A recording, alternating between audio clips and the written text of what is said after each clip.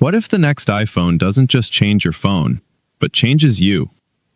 What if folding your iPhone also folds the rules Apple followed for 17 years? Why is Apple suddenly doing what it mocked for a decade? Is this innovation or fear of losing control? And when Apple finally folds, who really wins? Before we go deeper, if you love tech truth, hidden psychology, and future-shaping stories, like this video, share it with one curious friend, and subscribe.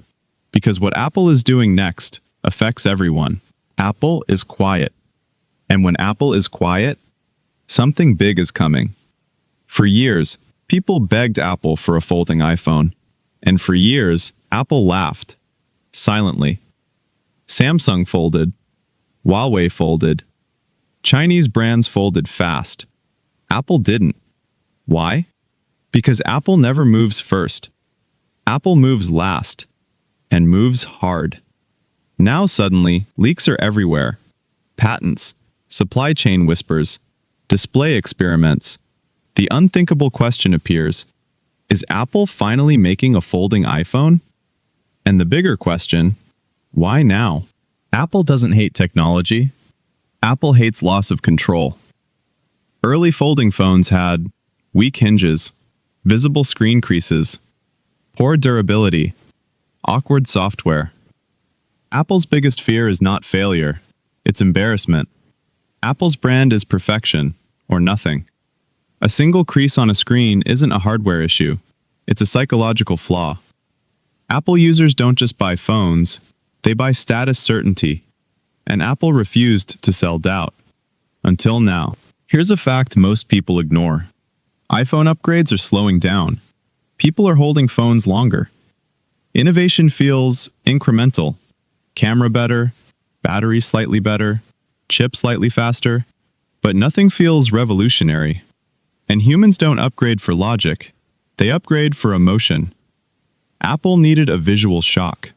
A moment where people say, wait, what? Folding phones create one thing Apple desperately wants again: conversation dominance. Why do folding phones attract attention? Because the human brain loves transformation, hidden space, surprise. A folded phone feels like a secret, a trick, power in your hand. When something unfolds, the brain releases curiosity dopamine. Apple understands dopamine better than anyone. A folding iPhone is not a phone. It's a theater act. Apple will not copy Samsung. Apple will remove visible creases, reinvent the hinge, control software deeply, lock features inside the fold. Apple doesn't sell hardware. Apple sells experience hierarchy. Expect one-hand use outside, tablet-level power inside, apps that change behavior when unfolded. This is not folding, this is shape-shifting. Here's the scary part. A folding iPhone changes how long you look at the screen. Bigger screen equals longer usage. Longer usage equals deeper addiction. Apple already controls your notifications, your habits, your attention. A folding iPhone could become your phone, your tablet, your work device, your entertainment hub. One device, no escape. Convenient? Yes. Dangerous? Also yes. Apple doesn't price products. Apple prices identity. The folding iPhone will be extremely expensive, extremely exclusive. Not everyone is supposed to own it. It creates desire, aspiration, social separation. And that separation fuels Apple's ecosystem loyalty. Here's the truth. Apple didn't wait for technology. Apple waited for you. They waited until people accepted fragile phones. People accepted high prices. People accepted yearly upgrades slowing. Now people want something new, badly. Apple sensed the hunger, and now Apple feeds it. No, and yes, the folding iPhone won't replace the normal iPhone. It will redefine prestige. Just like iPhone didn't kill laptops, Apple Watch didn't kill phones. It creates a new layer, and layers mean more money. So, Is Apple's folding iPhone the biggest iPhone upgrade ever? Yes, but not because it folds. Because it changes how we interact, how long we stay connected, how deeply Apple enters daily life. This isn't innovation for beauty. This is innovation for control. And Apple knows exactly what it's doing. Apple's folding iPhone is not about technology. It's about attention, emotion, dominance. And once it unfolds, there's no folding back. If this video made you think, imagine what's coming next. And on this channel, we don't chase news, we decode it. Like if this opened your mind, share if someone needs to see this. Subscribe, because the future doesn't warn before it changes.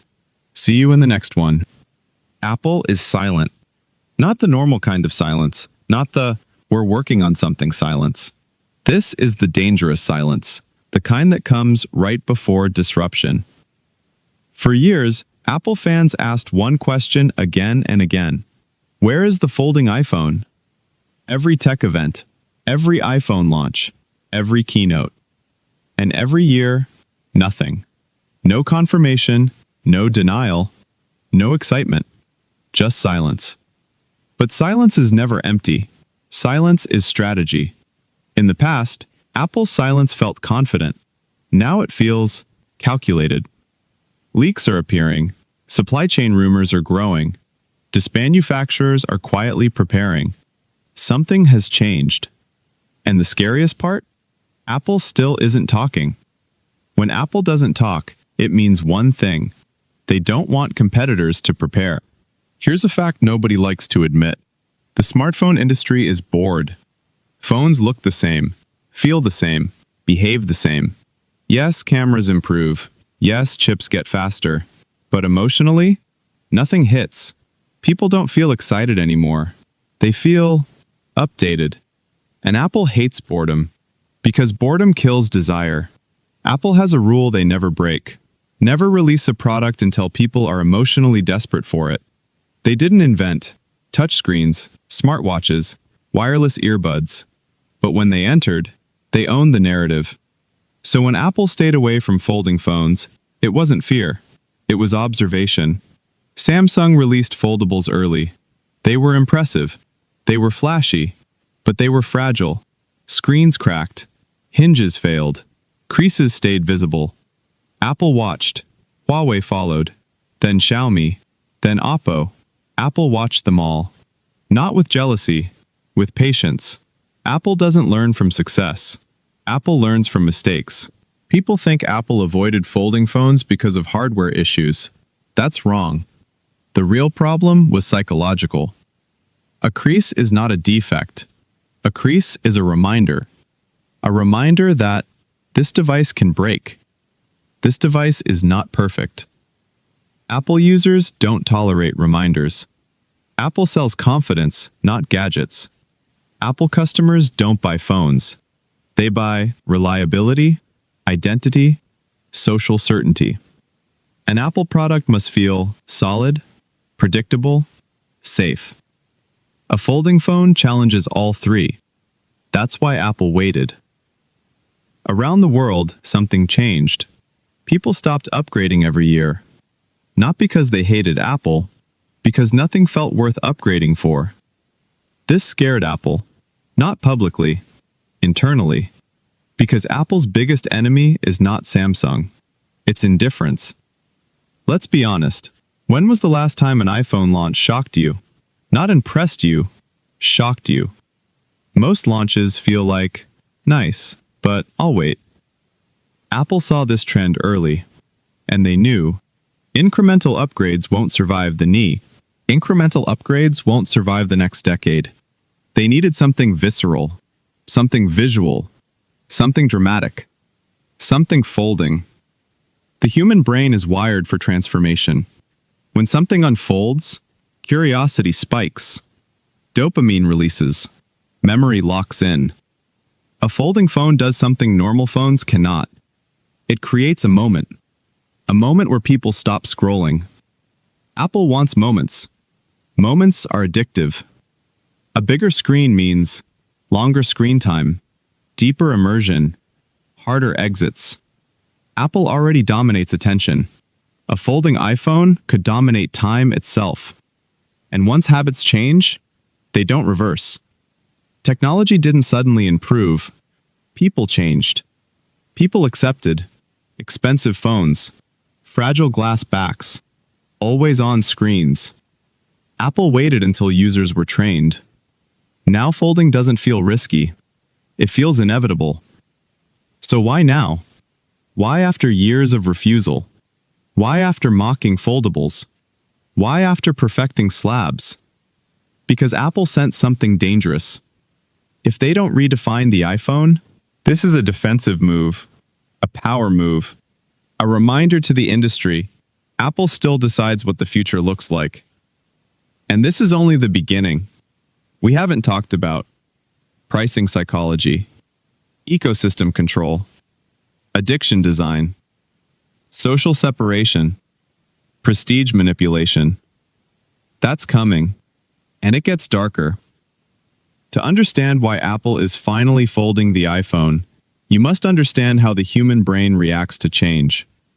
The brain is bored by stability. It craves transformation. This is why. Before and after videos go viral, unboxing videos outperform reviews.